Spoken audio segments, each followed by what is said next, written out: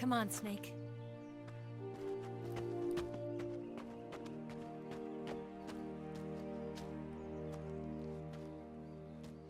We made it.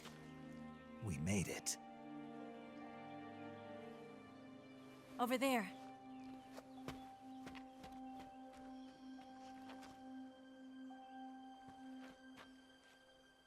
It's the boss, isn't it?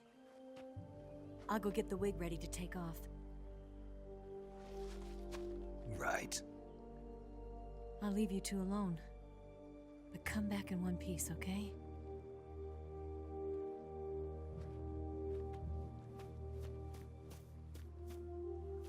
Promise me!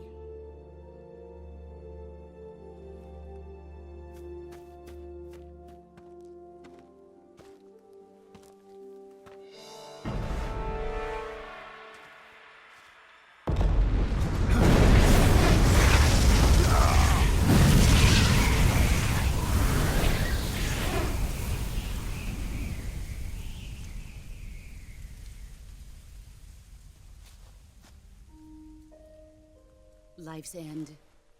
Isn't it beautiful? It's almost tragic. When life ends, it gives off a final lingering aroma. Light is but a farewell gift from the darkness to those on their way to die. I've been waiting, Snake, for a long time. Waiting for your birth, your growth, and the finality of today. Boss. Why are you doing this? Why? To make the world one again. The world used to be whole. But with the end of the Second World War, the philosophers began to fight amongst themselves, and the world was torn apart. The Cobras, my comrades who trained and fought alongside me, were torn apart as well. The foibles of politics and the march of time can turn friends into enemies just as easily as the wind changes. Ridiculous, isn't it?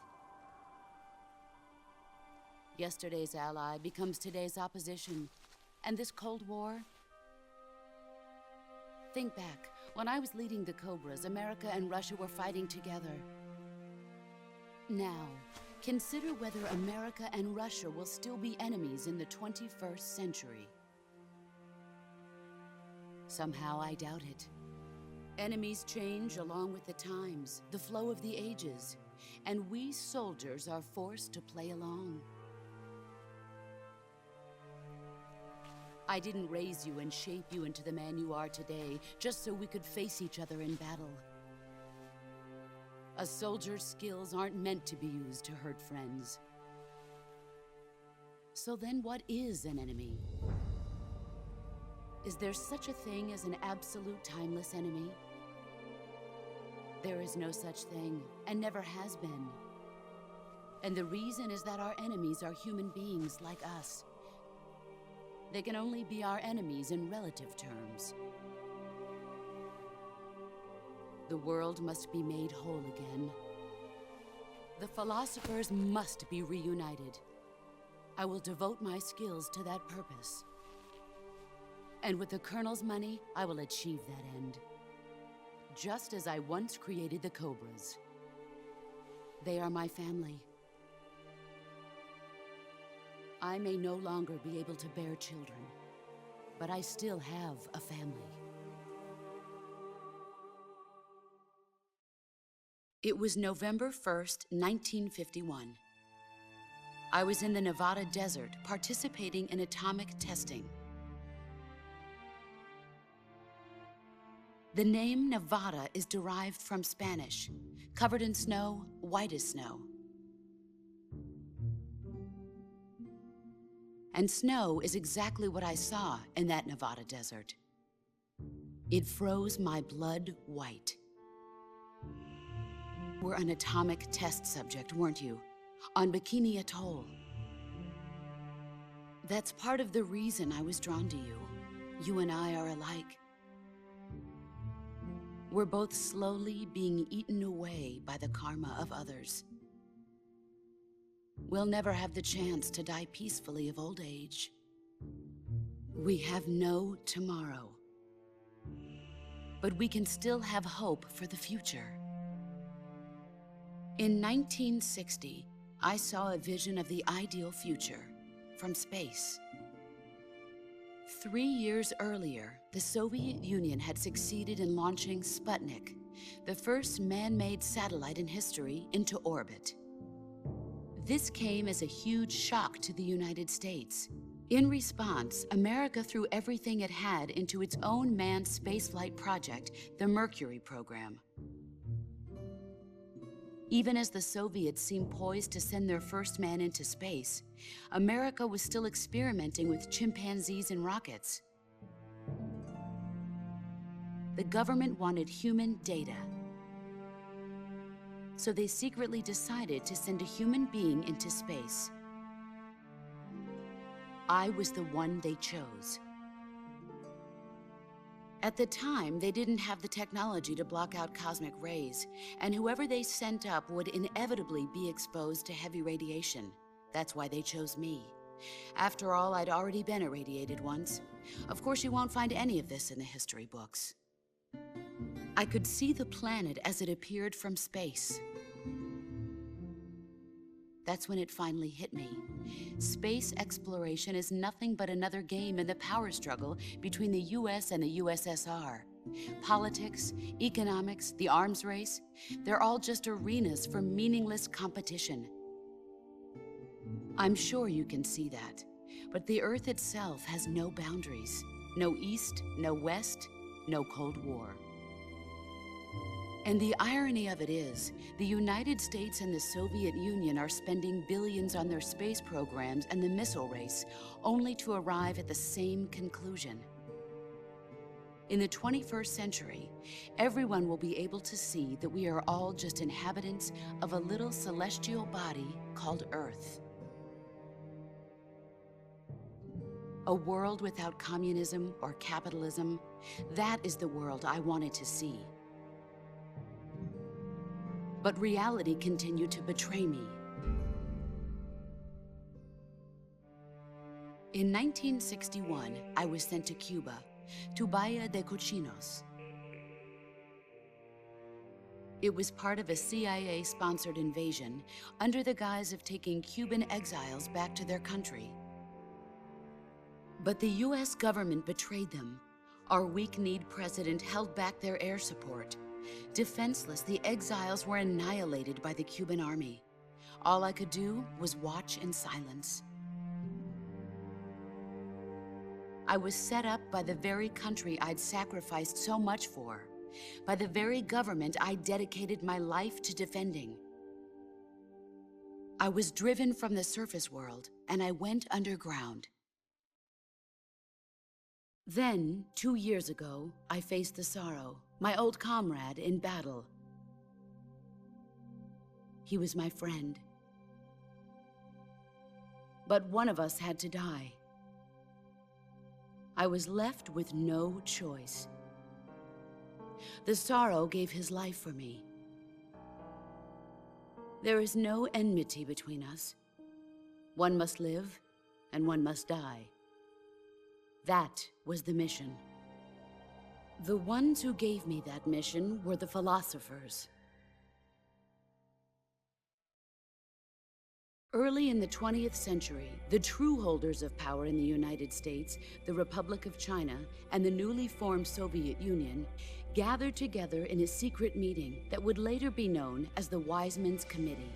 The secret pact they formed there marked the beginning of the philosophers. But the last of the original members died in the 1930s. After that, the organization began to run out of control, and the Wise Men's Committee degenerated into a mere shell of its former self. The philosophers of today have no sense of good or evil. Their influence extends to countries and organizations involved in every aspect of every war. They have become war itself. That's how they operate.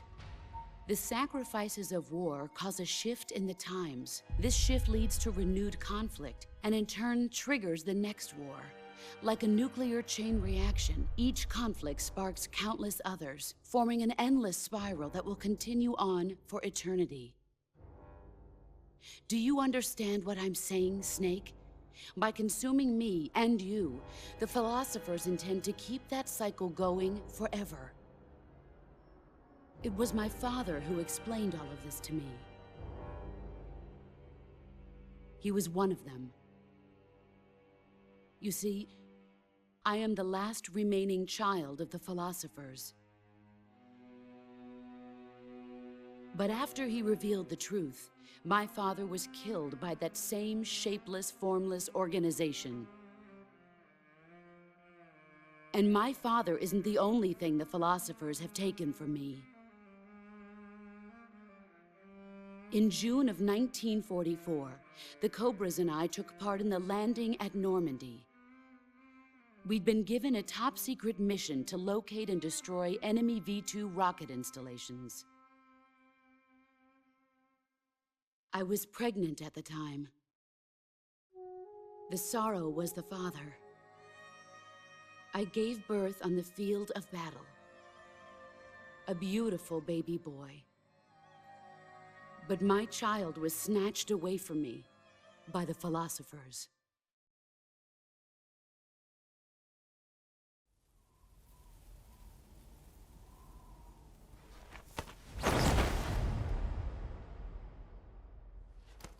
Look at this scar.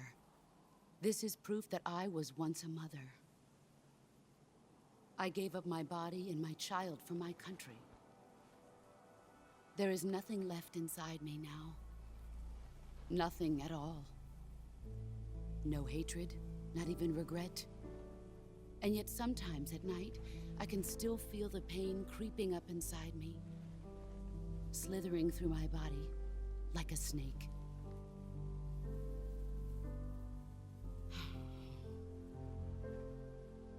I've never talked this much about myself before.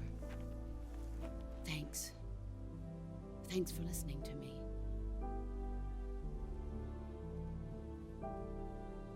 I feel content. Snake, commence the operation. I raised you. I loved you.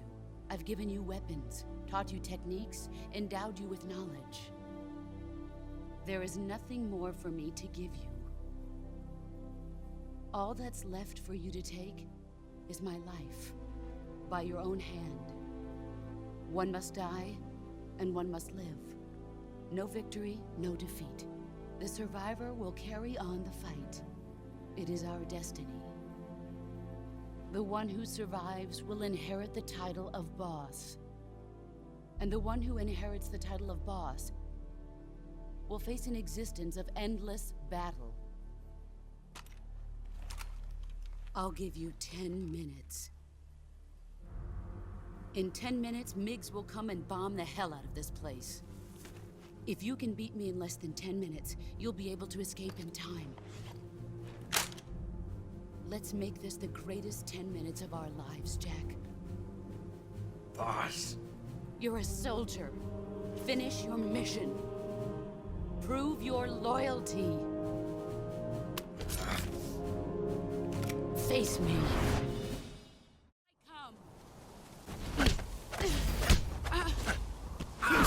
Excellent, Jack.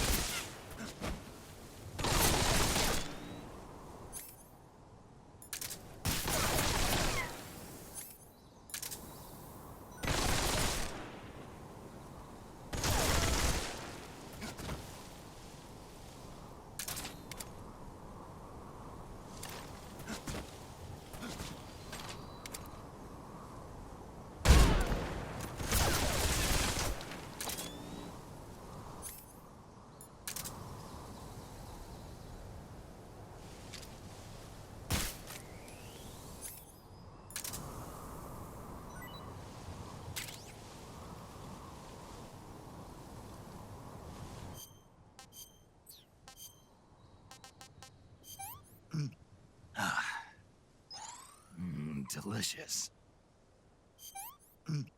I want some more.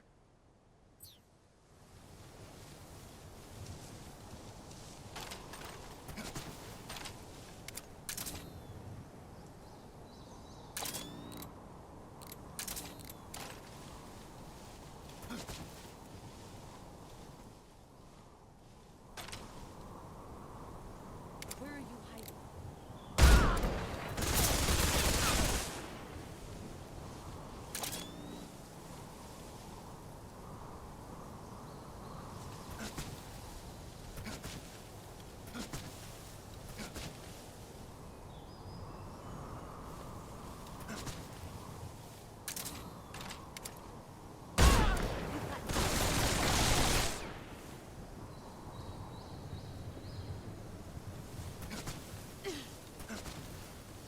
Where did you go?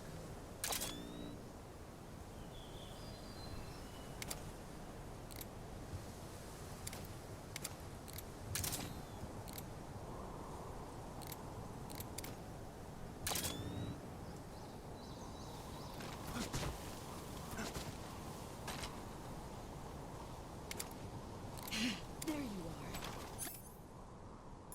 Let's see what you're made of. I'm disappointed.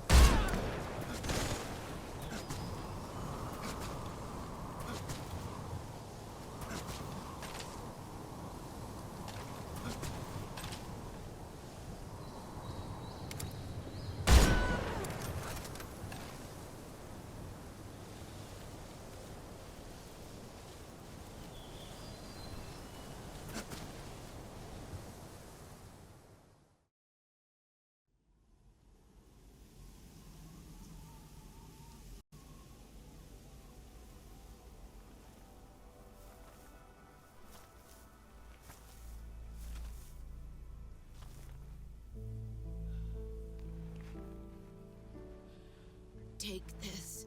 Keep it safe.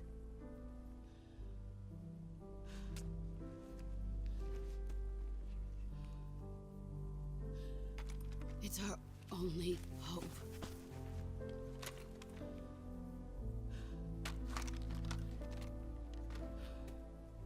A patriot? Why are you giving me this? Jack. Or should I say, Snake? You're a wonderful man. Kill me. Kill me now. Do it.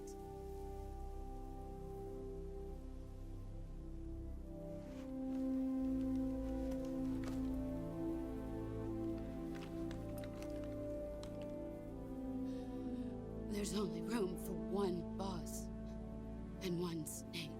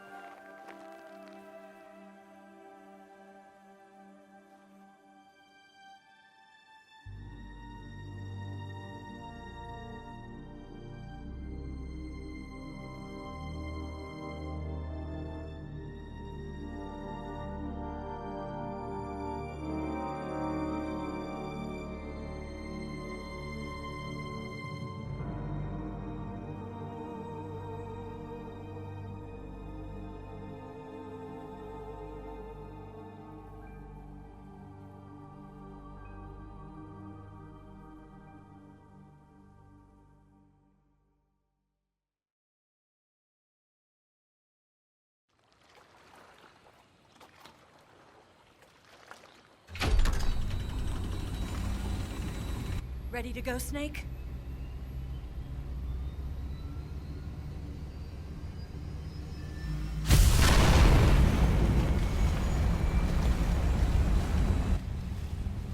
Are you okay?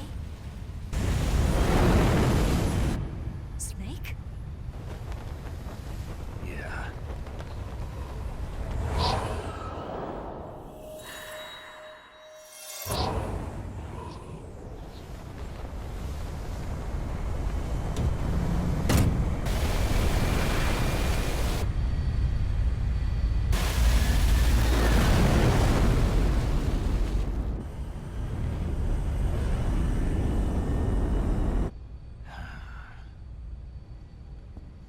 I told you you could trust me.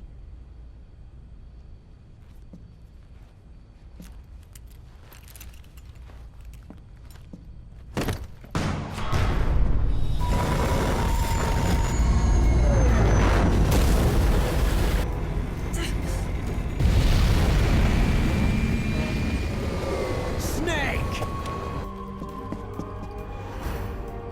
Ocelot! We're not done yet.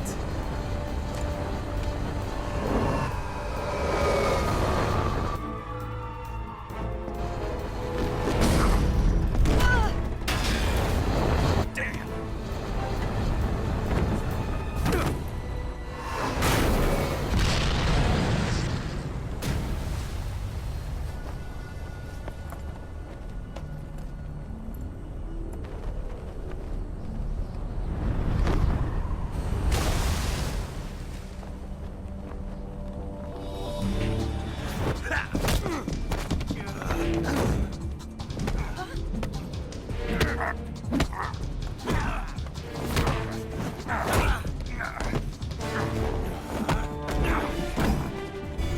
Too heavy!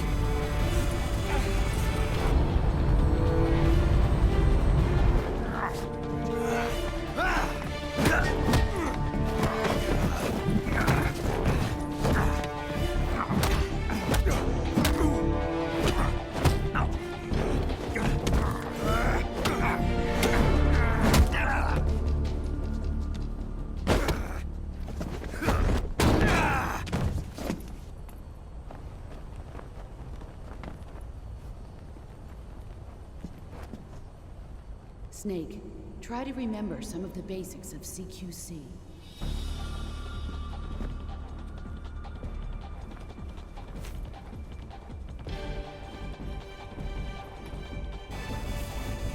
Not good!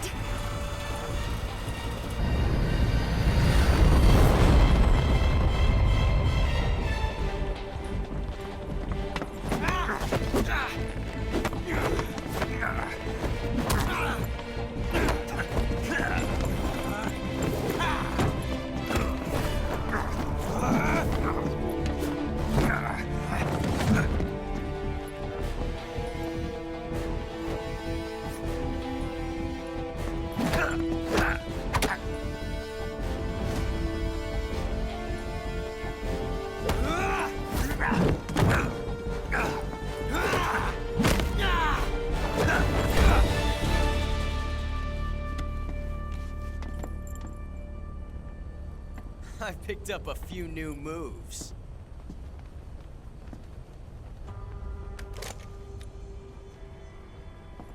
Huh. It doesn't feel right to shoot an unarmed man. But I'll get over it. Eva!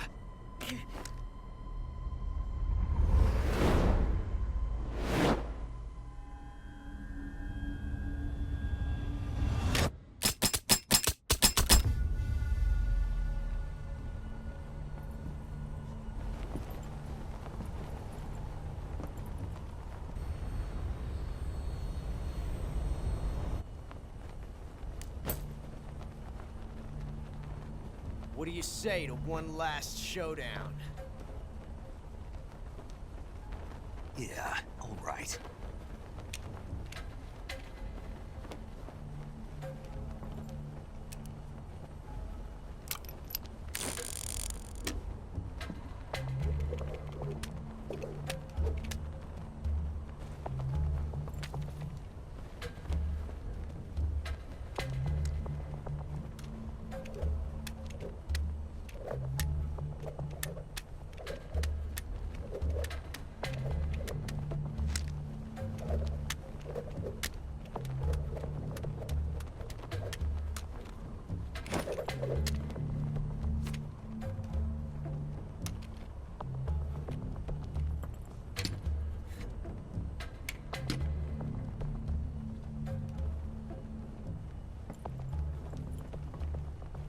What's your name? Snake. No. Not that name. You're not a snake, and I'm not an ocelot. We're men with names. My name is Adamska.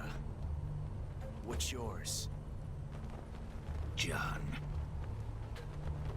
Very well, John. Plain name. But I won't forget it.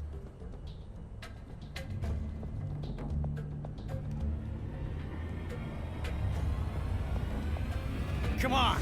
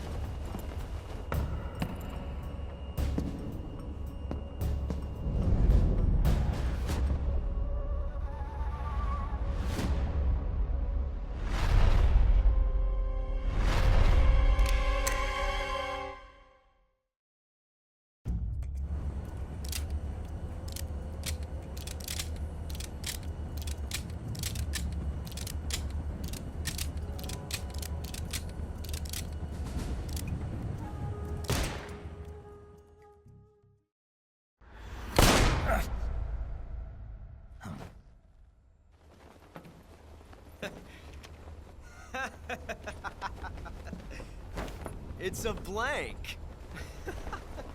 Oh, that was fun.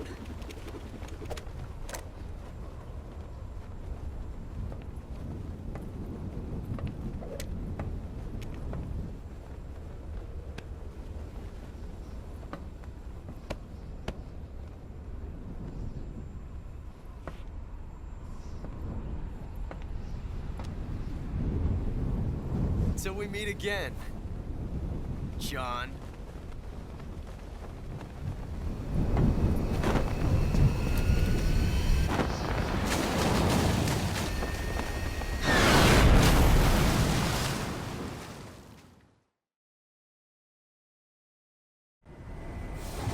Snake! Give me a hand! Pull!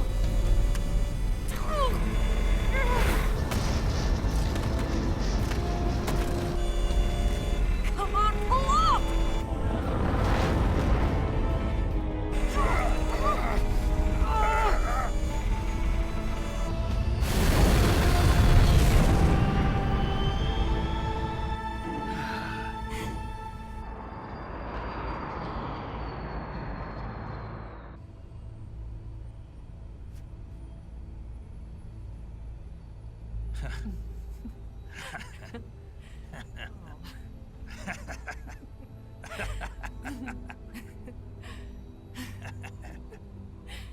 We made it. Yeah, we sure did.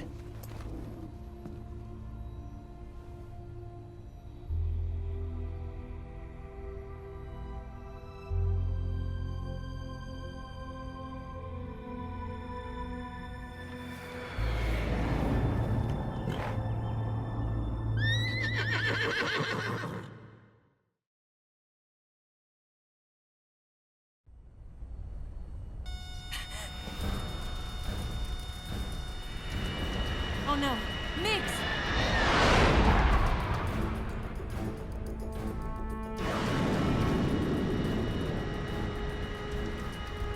There's no way out! What are we gonna do? We've come too far to let them stop us now. Those things have got to be armed. It's no use. There's no way we can outmaneuver them.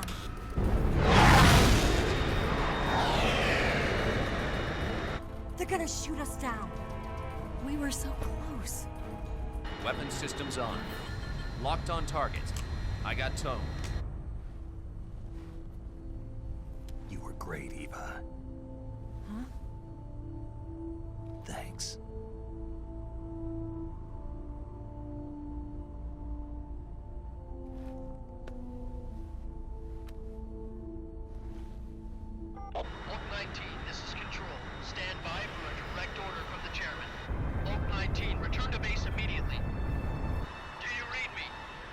direct order from Comrade Khrushchev.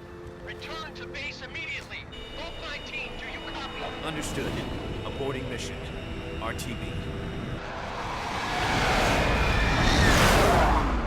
Look! The MiGs are turning back! Woo!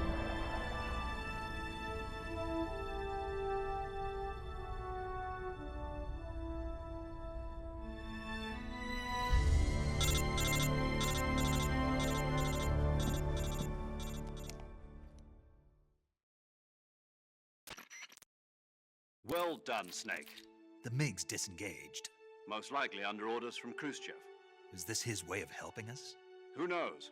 Maybe he didn't want things to get messier than they already are. Or maybe he just wanted us to owe him one. The important thing is, you made it out alive. As long as Khrushchev is with us, I don't think they'll be coming after you. It should be smooth sailing all the way to Alaska.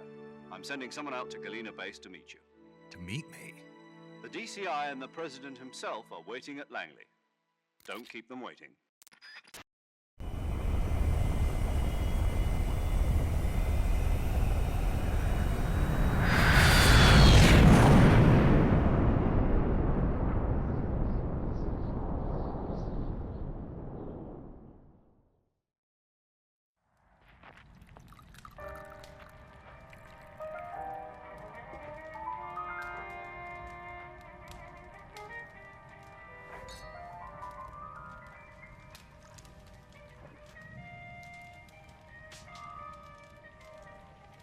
So what are you going to do now? Go back to the KGB? What do you want me to do? Did you ever think about coming back to America? I can't go back. I've left America behind me. But you saved this country. I didn't do it alone.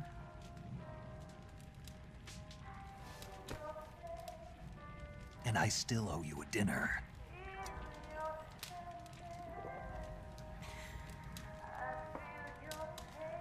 Is that part of your mission too? Or is it an order? Or is it an invitation?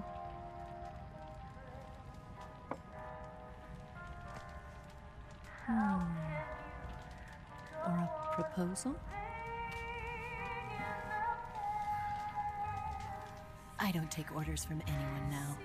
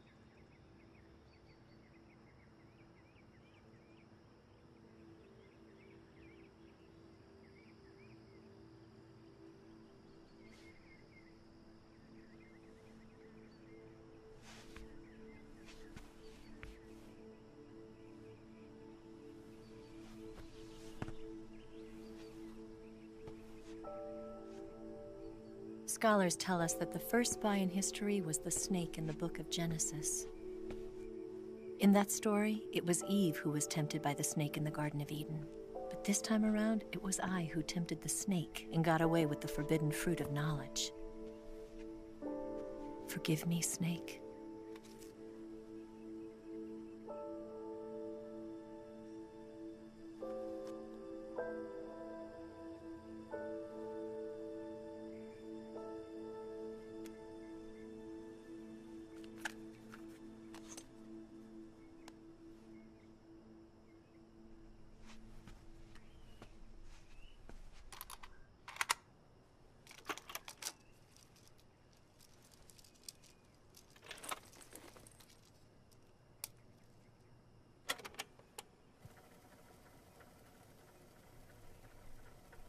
Good morning, Snake. I hope you slept well. First of all, I have to apologize. I wasn't sent by Khrushchev. I'm not a KGB spy, and I never worked for the NSA. I'm an agent of the People's Republic of China for the General HQ 2nd Department of the People's Liberation Army. It was all a lie. I tricked you. And I'm sorry.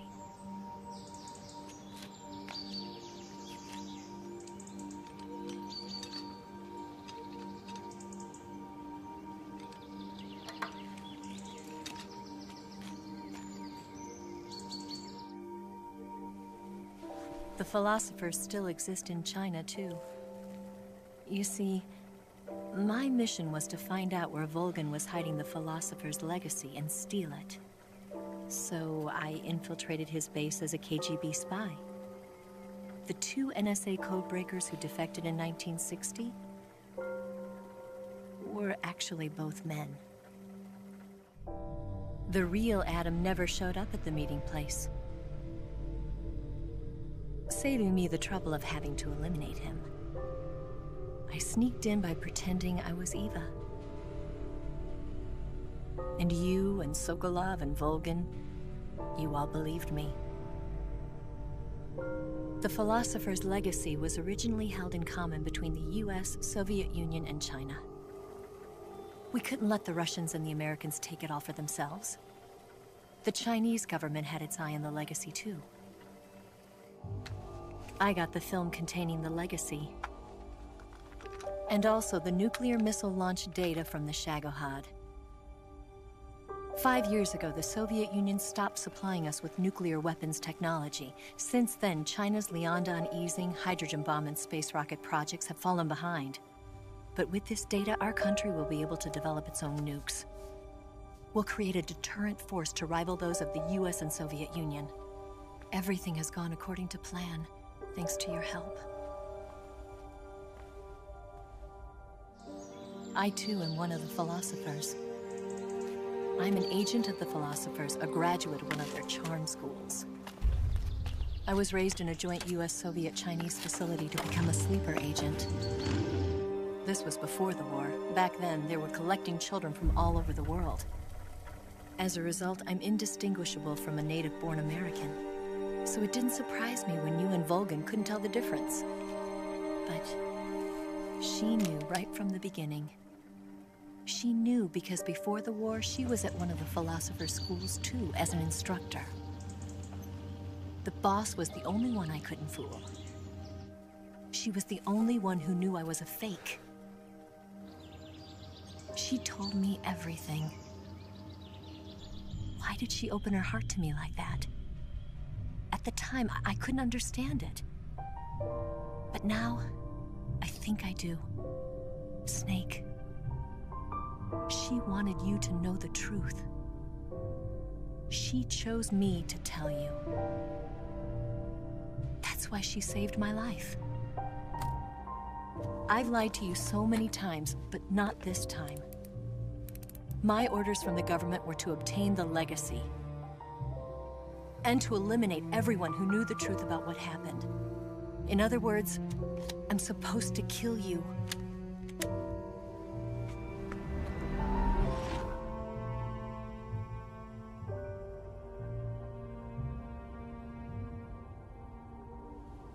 But I can't do it. Not because we loved each other.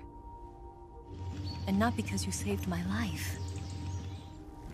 But because I made a promise to the boss. And I intend to keep it. I just wanted you to know. And you have to live.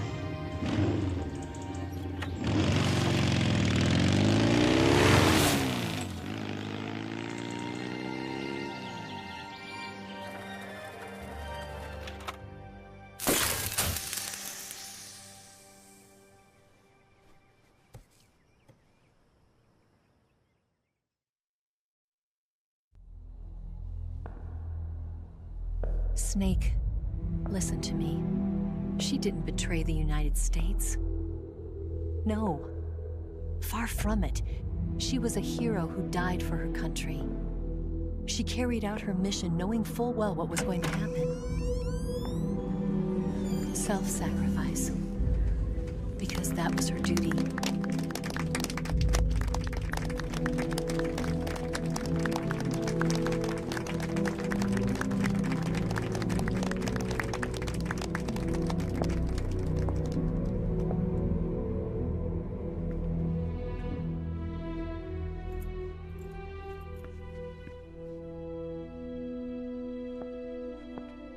You are above even the boss.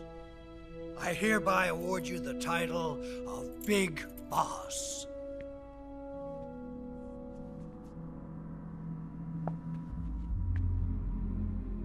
You are a true patriot.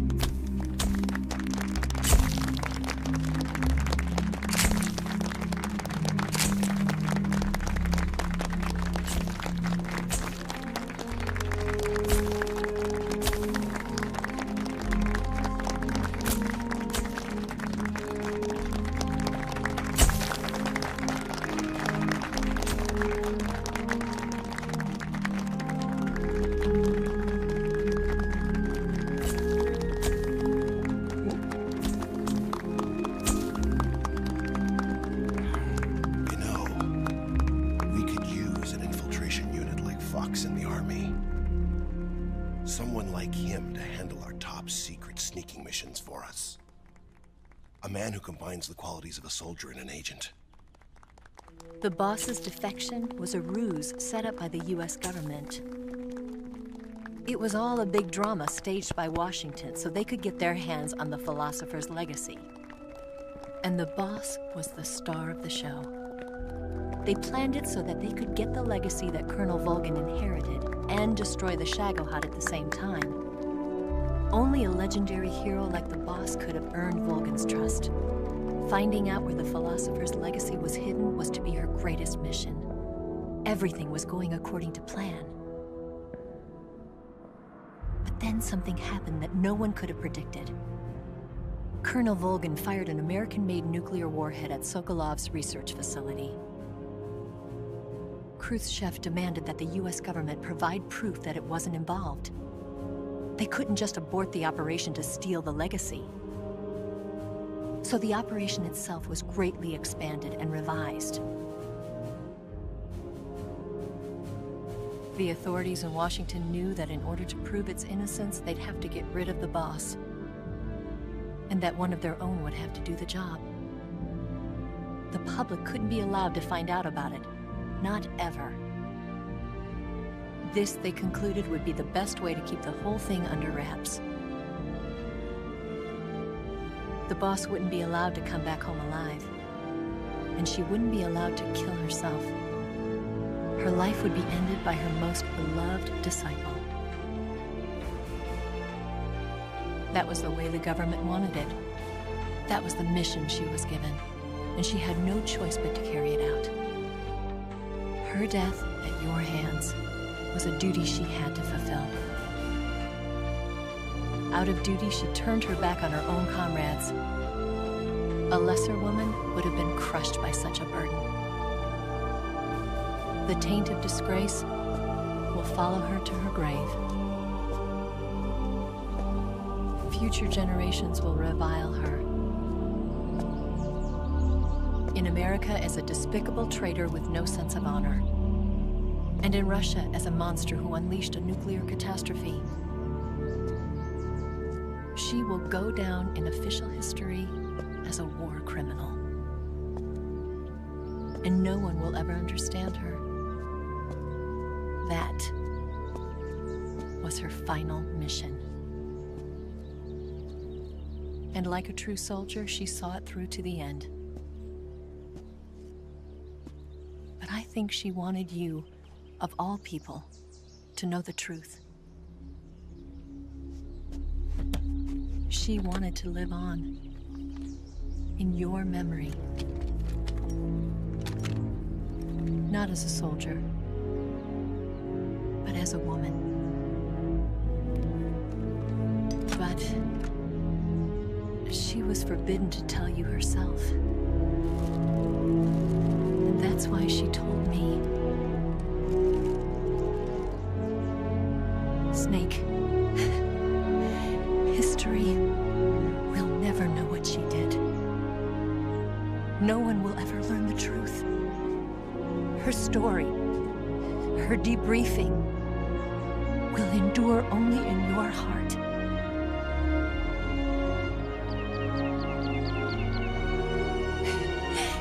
Everything she did for her country. She sacrificed her life and her honor for her native land. She was a real hero. She was a true patriot.